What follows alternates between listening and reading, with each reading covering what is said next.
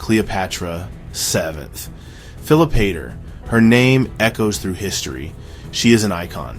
We know her as the last pharaoh of ancient Egypt. Her story is a captivating blend of power, love, and tragedy.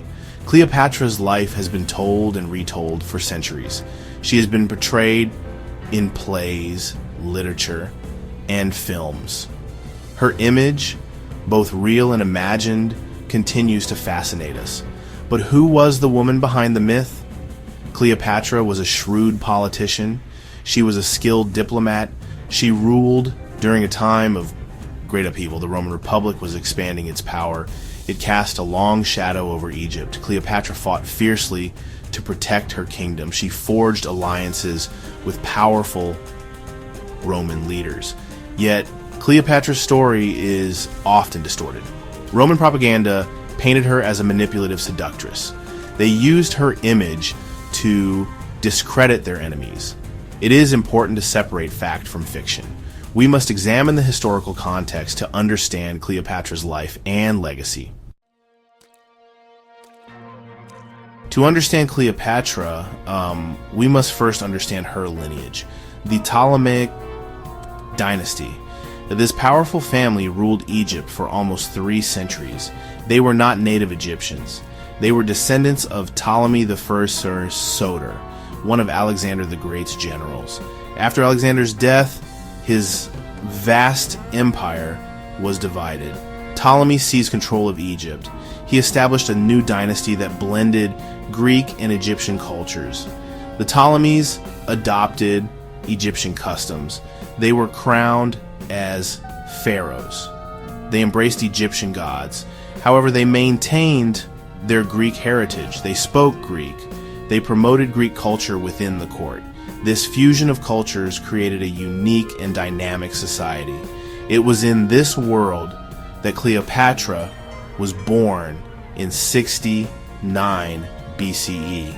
She would grow up amidst the splendors of the Ptolemaic court. She would witness firsthand the challenges of ruling a kingdom caught between 2 worlds. Cleopatra's early life was marked by political intrigue and family conflict. She was the daughter of Ptolemy Auletes. He was a weak and unpopular ruler. Cleopatra's mother's identity remains uncertain. It is believed she was a member of the Ptolemaic dynasty, possibly a concubine or a secondary wife. Cleopatra had several siblings, some of whom would become both rivals and allies in her quest for power. At the age of 18, Cleopatra ascended to the throne. She was co-ruler with her younger brother, Antony.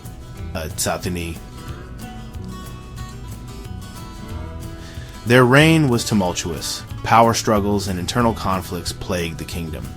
Cleopatra was forced to flee to Rome. There she sought the support of Julius Caesar, the powerful Roman general. Her intelligence and charisma captivated him. With Caesar's help, Cleopatra returned to Egypt and reclaimed her throne. Her brother Ptolemy III drowned in the Nile during the conflict. This solidified Cleopatra's position as the sole ruler of Egypt.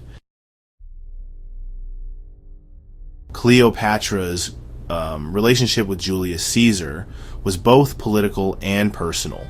Their alliance secured Egypt's temporary independence from Roman annexation. Cleopatra benefited from Caesar's military might. Caesar, in turn, gained access to Egypt's vast wealth and resources. He also found in Cleopatra an intelligent and capable partner. Their relationship caused a scandal in Rome. Cleopatra gave birth to Caesar's son, Ptolemy XV Caesarion. Caesar, however, was already married to a Roman woman. He never formally recognized Caesarion as his heir. Despite this, Cleopatra hoped her son would one day rule both Egypt and Rome. This was a bold ambition. It ultimately proved to be unattainable. After Caesar's assassination, in 44 BCE, Cleopatra needed a new protector. She set her sights on Mark Antony. He was one of Caesar's most trusted generals. He had emerged as a key figure in the Roman power struggle following Caesar's death. Like Caesar before him, Antony was captivated by Cleopatra's intelligence and charm. They formed a powerful alliance. It was both political and passionate. Their relationship enraged Antony's rivals in Rome, particularly Octavian, Caesar's adopted son and heir. Octavian used propaganda to portray Cleopatra as a dangerous seductress. He accused Antony of being bewitched by her and of betraying Rome's interests. The stage was set for a final showdown between the lovers and their enemies. Section 6. The Battle of Actium, a turning point in history. The Battle of Actium in 31 BCE marked a turning point in history. It was a naval battle off the coast of Greece. Antony and Cleopatra's forces faced off against those of Octavian. The battle was a disaster for Cleopatra and Antony. Their fleet was defeated. They were forced to flee back to Egypt. The defeat at Actium shattered their alliance. It left them vulnerable to Octavian's advancing forces. The defeat at Actium was a crushing blow. It spelled the end of Cleopatra's dreams of maintaining Egypt's independence. It also signaled the end of the Roman Republic. Octavian emerged from the conflict as the undisputed ruler of Rome. He would go on to establish the Roman Empire to... Section 7. A Queen's Tragic End. Octavian pursued Antony and Cleopatra to Egypt. Antony, facing defeat and betrayal from his former allies, took his own life. Cleopatra, facing capture and humiliation at the hands of the Romans, chose a similar fate. Legend has it that she died by allowing an asp, a venomous snake, to bite her. Her death in 30 BCE marked the end of the Ptolemaic dynasty. Egypt fell under Roman rule, becoming a province of the newly established Roman Empire. Cleopatra's death brought an end to Egypt's long history as an independent kingdom. It ushered in a new era of Roman domination in the Mediterranean. Section 8. Roman propaganda and the myth of the Femme Fatale. Cleopatra's story, even in death, was not her own. Octavian, eager to consolidate his power and legitimize his victory, launched a propaganda campaign to discredit her. He portrayed her as a manipulative and power-hungry seductress who used her beauty and charm to ensnare powerful men and undermine Rome. This image of Cleopatra, the femme fatale, has persisted through the centuries, coloring our perceptions of her. You know, it is important to remember that history is written by the victors. Yeah, the Roman accounts of Cleopatra are biased. They should be viewed with a critical eye. Modern historians are challenging these traditional narratives. They're seeking to uncover the real Cleopatra. She was a product of her time, a ruler who used all the tools at her disposal to navigate the treacherous waters of Roman politics.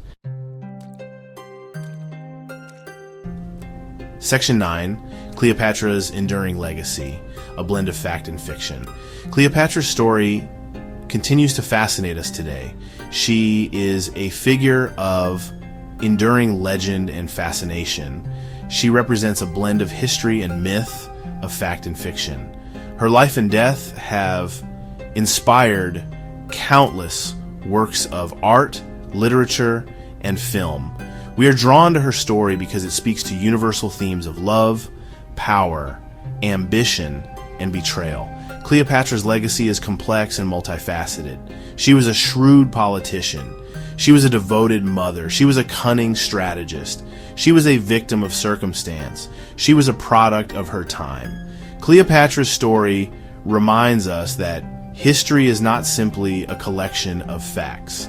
It is a tapestry woven from multiple perspectives, interpretations, and biases.